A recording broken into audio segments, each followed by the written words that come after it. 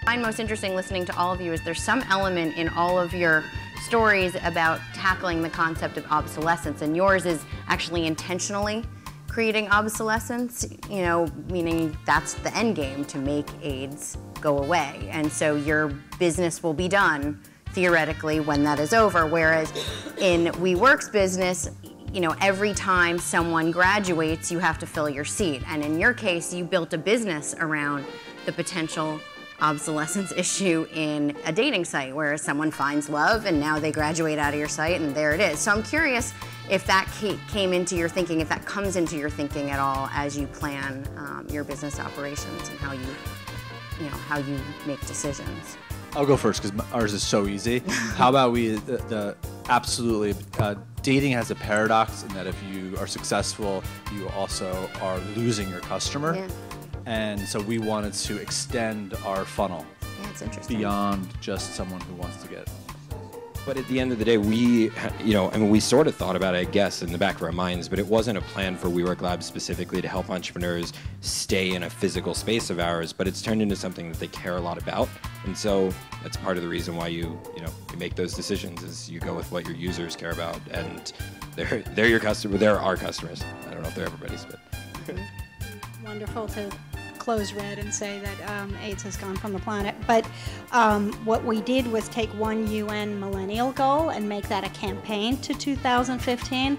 So in the US and in Europe, we've kind of eliminated mother-child transmission of AIDS, but it's rampant in Africa, and there are all these babies being born and they die before the age of 2, and it's interesting. I mean, I think one of the interesting things about being a business in the social universe is that there is that opportunity to get real live QA of anything you're doing and feedback instantaneously. How much do you take that into account when you're using, when you're conducting your business?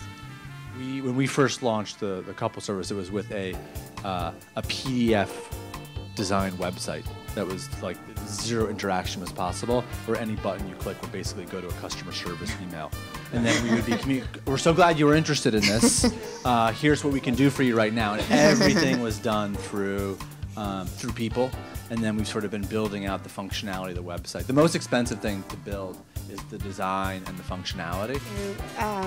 We look at social media as reach, so we're in a fortunate position that we have, over 1 million on Facebook, over 1 million on Twitter, and 6 million just in our reach. And then think about the employees of Coke, Apple, Starbucks. They're all Red employees. Then their social media, Converse, 35 million, Coke, 80 million, whatever. So at any point, like on World AIDS Day, if we send out a message, it goes to 300 million. So we're incredibly lucky. Hello.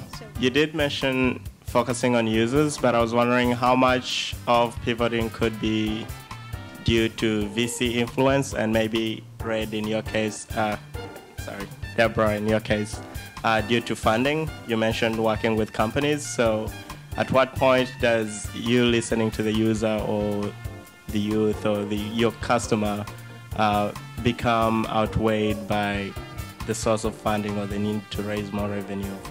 Yeah, I mean, the model has to work or else you can't have your end game. When I came into Red, it was an LLC, it was a corporation, it was actually a business-to-business venture. And so on the pivot theme, I made it a not-for-profit. And basically, although you think we're bigger, I said 12 people in Chelsea, 200 million. Gates, other people, I think, you should fund us. And then through there, I was able to say to the corporations, all of your money, 100%, just goes from you to the Global Fund. We're not going to touch it. It's not our overhead. It's the most transparent model, so that if you go on our site, you can see, how it works, that there's, every 40 cents goes for the women and the drugs and everything, and it's completely transparent. And so that worked better for the companies than this other business-to-business thing that it was. So. Great. Well, I want to thank Deb and Jesse and Brian, as well as Yotel for hosting us, all of you for coming, and contrary to the belief that hashtags are annoying, please, if you have anything to say, please say it so we can continue the conversation, and we hope to see you back.